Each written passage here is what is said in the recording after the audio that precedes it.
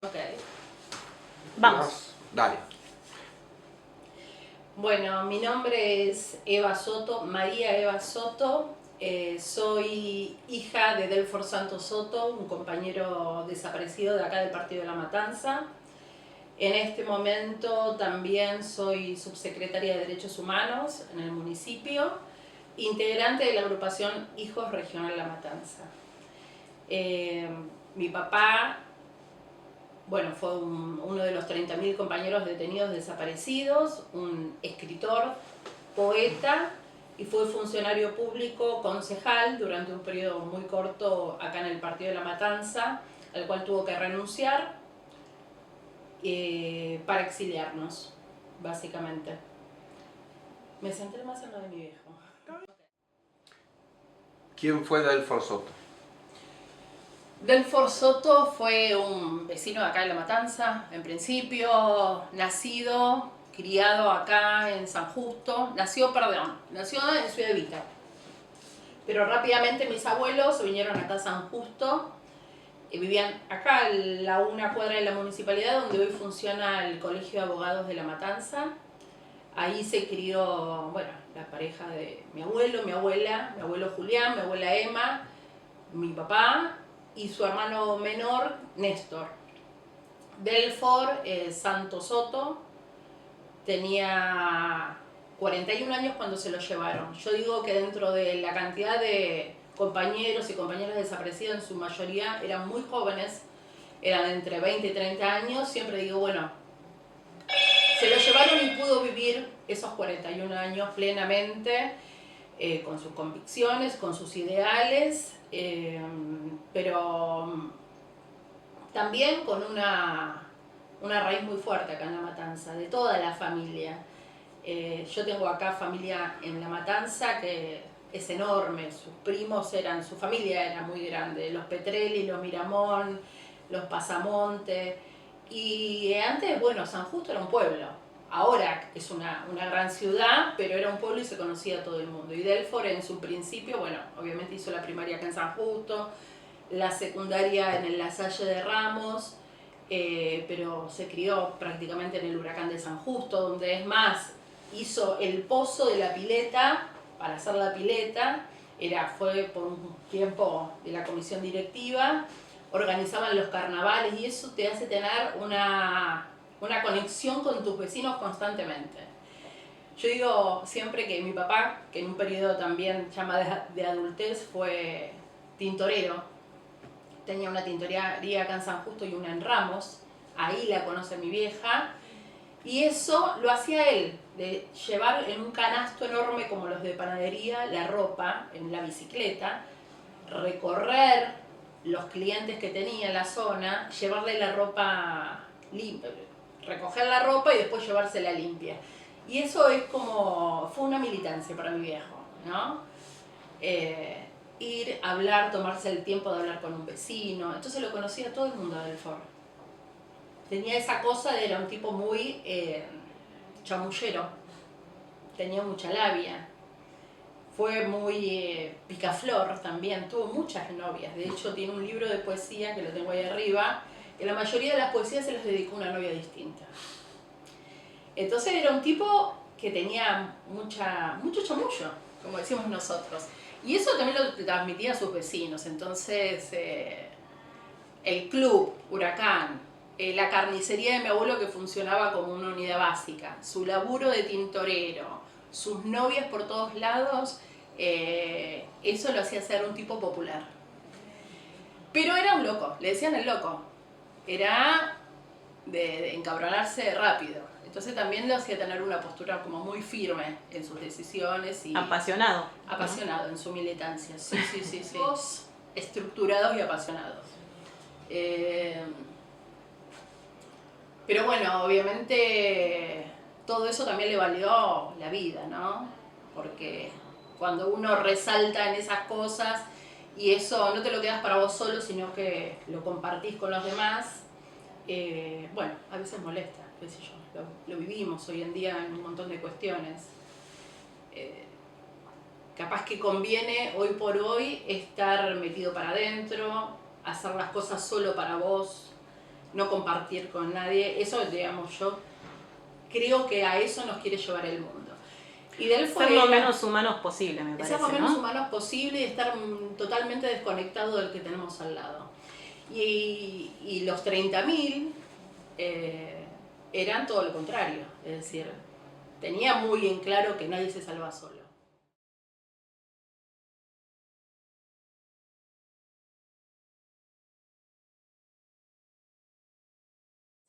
Contame de Delfo poeta. ¿Cómo llega él a las letras? Mi viejo era desde muy jovencito muy lector. Le encantaba leer, leía de todo. Marx, bueno, obviamente a Perón, pero era Almafuerte, amaba a Almafuerte. De hecho, hizo un concurso literario que se llamaba Almafuerte. Y obviamente escribía también, ¿no? Porque, bueno, siempre vino una cosa atada a la otra. Escribía muchísimo, tenía muchos escritos y era muy romántico también. Era un tipo muy romántico y a cada, como les conté antes, a cada una de sus novias o sus parejas siempre le hizo un poema. Pero obviamente eso después se fue modificando, porque las primeras, vos lees, nosotros tenemos muchos manuscritos de mi viejo, a pesar de que los militares se llevaron muchas cosas de nuestras casas, la máquina de escribir, muchos escritos, manuscritos, poesías, nos quedó un montón de material.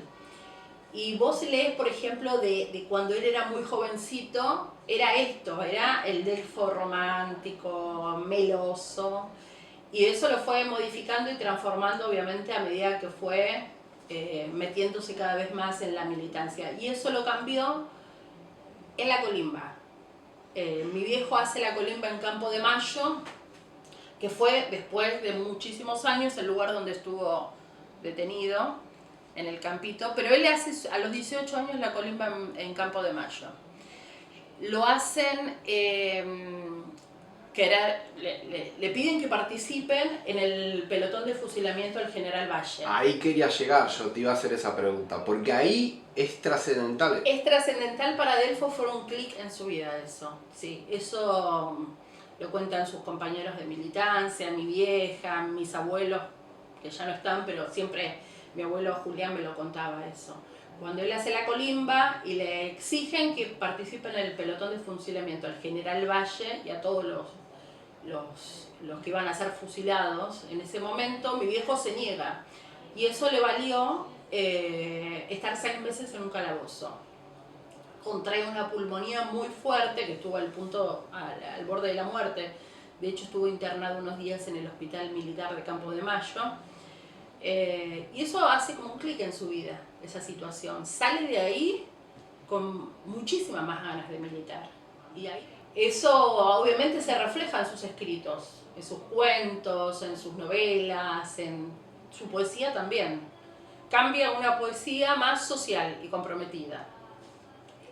Pero bueno, escribió desde muy, muy chico, le gustaba mucho la lectura, le gustaba mucho la investigación también. De hecho, él hace que está ahí arriba, la burocracia municipal, que es un libro de investigación sobre cómo cree él que debería funcionar el municipio de La Matanza.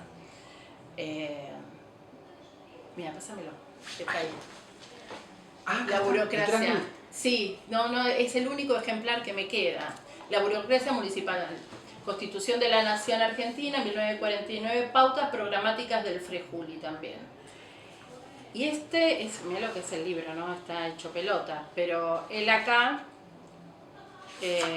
bueno, hace como todo un ensayo de cómo cree que tiene que funcionar. Carta abierta al intendente electo se llamaba. Después esto lo modificó también porque hay otro ejemplar más nuevito. Yo no lo tengo.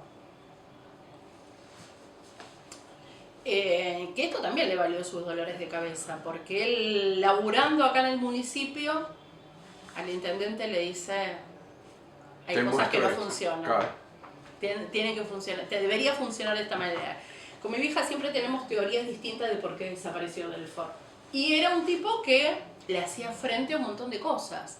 y no le importaba que en el sillón del municipio esté sentado uno o cual.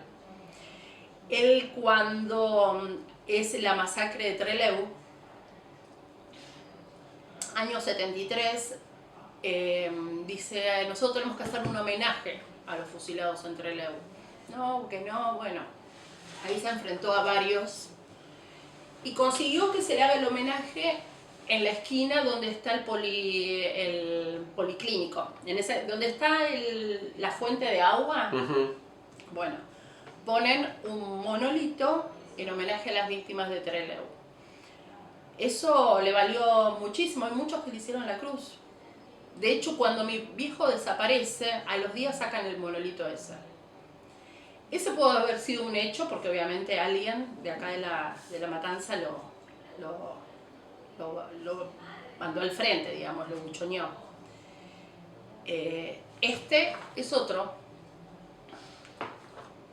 Y obviamente sus intervenciones en el HCD, que muchas veces se agarraba con los bloques disidentes. Bien, todo lo que es.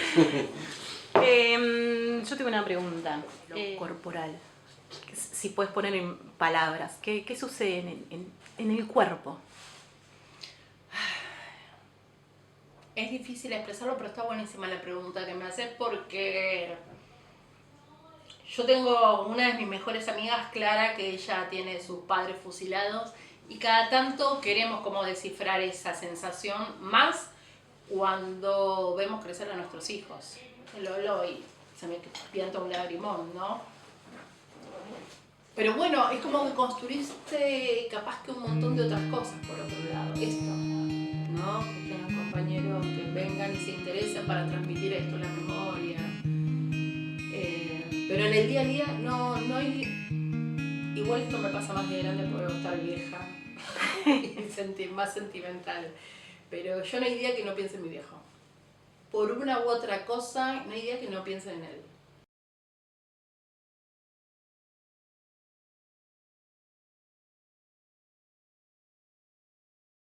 El golpe de Estado del 76, que más o menos puedan contar ustedes con su visión de lo poco y lo mucho que sepan, o que sepan ahora un poquito más. Esa sería un poco la idea para reflexionar entre nosotros. Si querés empezar vos, Adri. Y la verdad a mí me parece un tema que hay que darle bola porque es grave y es parte de la historia. Sí, es el recordar y no olvidar, ¿no? Porque bueno, muchas veces en los colegios, en la secundaria, en la primaria no se toca este tema mucho. Y si se toca muy por arriba, como la noche de los lápices, se cuenta muy poquito de lo que pasa. Me marcó mucho cuando fui a la ESMA y ver todos esos lugares de terror donde fueron torturados, donde habían secuestrado, donde había... y después también ver el avión donde ponían a la gente para tirarlas al mar. Eso me dolió mucho, me impactó mucho. Y bueno, y todas esas cosas de las mujeres embarazadas, que le quitaban a sus hijos, y bueno, eso fue terrible, una época muy padre, que perdió un hijo, no de esa manera, pero entiendo el dolor de una madre. Mariana. Sí, yo investigando y estudiando vi, y cada vez que leía me parecía más apasionante leerla, ver más de lo que había pasado, pero no solo en nuestro país, sino yo leí un montón, y también el contexto, digamos, que fue económico. Todo en general va por la economía, no solo política. También influye, ¿no? Pero acá en nuestro país, como en algunos videos, lo que nos contó nuestro profesor, también los trabajadores también desaparecían, a los que reclamaban sus derechos laborales, a muchos se cortaron, los torturaron, y bueno, es solo aprender y enseñar a que no se siga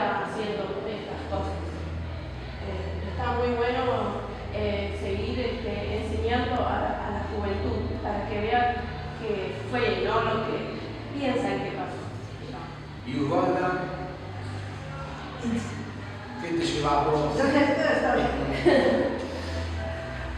Yo desde chica he escuchado en la radio lo que pasaba en la Argentina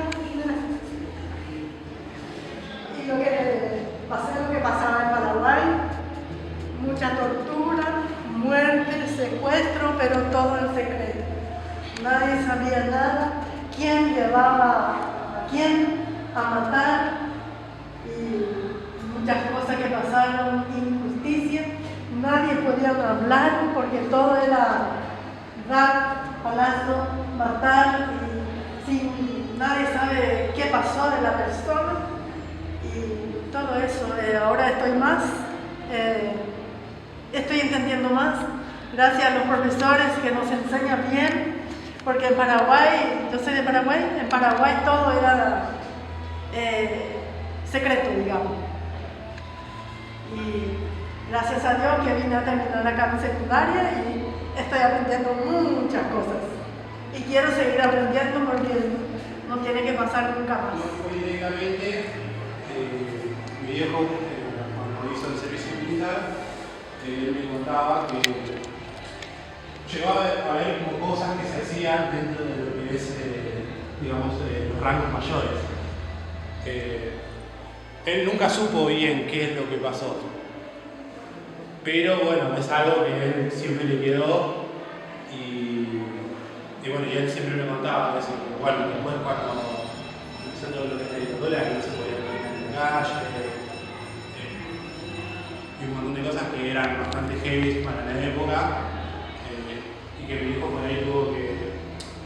Yo siento que mi viejo por ahí no me contó todo, como que por ahí hay un montón de cosas que se reprimió. Hace poco con mi mamá y yo soy de Corrientes y le pregunté que en esa época qué hicieron ellos, qué se hacía allá en Corrientes con el tema eso del golpe de Estado y todas esas cosas, ¿no? Y ella me dijo que, bueno, ellos fueron al campo, a la isla, digamos, Corrientes. Y ahí me refrescó la memoria una vez que mi mamá me contó que después recordé que era chiquita yo, ¿no? Y mi papá pasó en un avión, perdón, que me vino a la memoria, quería contar algo, pero me he olvidado. Pasó en una avioneta y tiró una botella y adentro tenía un mensaje que le mandaba a mi mamá para decirle que estaba bien, que no se preocupe, que él estaba bien. Y ustedes estaban en la isla viviendo con tu padre y tu padre se tiene que ir de la isla por seguridad. No, nosotros fuimos a la isla. Por seguridad. Por seguridad. Ahí va, al revés. Sí, ahí nos quedamos. Porque nosotros vivíamos ahí, generalmente. Íbamos y veníamos. Como yo iba al colegio, entonces me quedaba con mi abuela y después de las vacaciones me íbamos a la isla. Y le lograste preguntar después a tu padre algo, si te dio por preguntar, o medio reconstruiste la historia después. Claro, yo le pregunté a mi mamá y después me vino a la memoria eso. En realidad yo ya tenía eso en la memoria, pero cuando leí eso del golpe de Estado y todo eso, yo, no era algo de eso, me imaginé que era, ¿no? Porque entonces le pregunté a mi mamá que era que mi papá había ido en un avión y una avioneta, digamos. Y bueno, me acordé de eso y le pregunté y me explicó lo que se acordaba. Y yo no entendía lo que, la verdad, no sabía lo que estaba pasando, no entendía nada, porque no se hablaba todas estas cosas, por lo menos yo no entendía nada. Hola Jorge, ayer estuve con las chicas de primero, que fueron las chicas con las que vos tuviste la reunión. Me cuenta una de las chicas que a raíz de la conversación que tuvieron con vos, ella fue y preguntó en su familia, y dice que la hermana le contó, le dijo que sí, que su papá, que era albañil de la UOCRA, fue secuestrado y torturado y las aulas como que le contó bien ahora la historia. Así que, bueno, tenemos un relato más para sumar. La dictadura golpeó mi puerta. Esta historia no la leí en ningún libro, simplemente la escuché y la viví de muy cerca. Es un acontecimiento que padeció mi familia durante la última dictadura militar en la Argentina. Corría 1976 y para ese entonces yo apenas tenía 1 año. Siempre fuimos una familia de trabajo y numerosa. Mis padres vinieron como tantas otras de Santiago del Estero, en busca de un futuro mejor. Su lugar fue en La Matanza, más precisamente Rafael Castillo. Mi madre, ama de casa, y mi padre, un albañil. Con mucho sacrificio pudieron darnos un hogar y amor. Mi papá era delegado del Teatro Colón y estaba al tanto de los problemas que pasaban los trabajadores en ese momento. Algo muy peligroso para esa época. Recordemos que la mayoría de los desaparecidos fueron precisamente obreros sindicalistas. Un día, como siempre, salió a trabajar y no volvió. Esa noche lo esperamos a cenar y no llegamos. Pasaron las horas, los días y la desesperación se hacía más angustiante. Mi madre estaba embarazada en ese momento, lo que hacía todo más difícil. No sabíamos a quién recurrir. Las autoridades en ese momento no daban muchas garantías y además no sabíamos en quién confiar. Muchos vivían con miedo, aunque algunos vecinos siempre nos preguntaban, ¿qué se sabe de dónde iba? ¿Alguna novedad de Pirincho? Así le decían a mi papá. 10 días más o menos, según me contaron, volvió a casa. Estaba todo golpeado, herido y sucio, y escuchamos su relato. Nos contó que estuvo secuestrado en un colectivo, después de 10 días, el cual estaba fuera de línea, una racia que se le decía en esa época, donde te detenían sin causa alguna, en busca de supuestos antecedentes.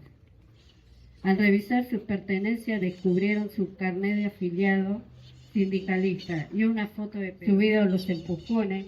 Se dio cuenta entre la oscuridad que había más personas tiradas en el piso junto a él. Según su relato, nunca se bajó del colectivo porque lo llevaban de un lugar a otro, hasta que un día le dieron una paliza que lo dejaron inconsciente. Que se encontró en medio de un basural de un cementerio. Seguramente me dieron por muerto, nos dijo. Logró recuperarse y como pudo, por suerte, volvió a casa. Mis hermanas recuerdan la imagen de ese momento, papá entrando todo lastimado, mamá y nosotros llorando, con una mezcla de dolor y alivio a la vez. Contar esta historia es también una forma de honrar la memoria de mi papá y de tantas personas que sufrieron en silencio. Por su historia, que sigue viva en mí, en mi familia y en cada palabra que hoy digo. Hoy más que el terrorismo de Estado, nunca más al silencio, nunca más al miedo. Memoria, verdad y justicia.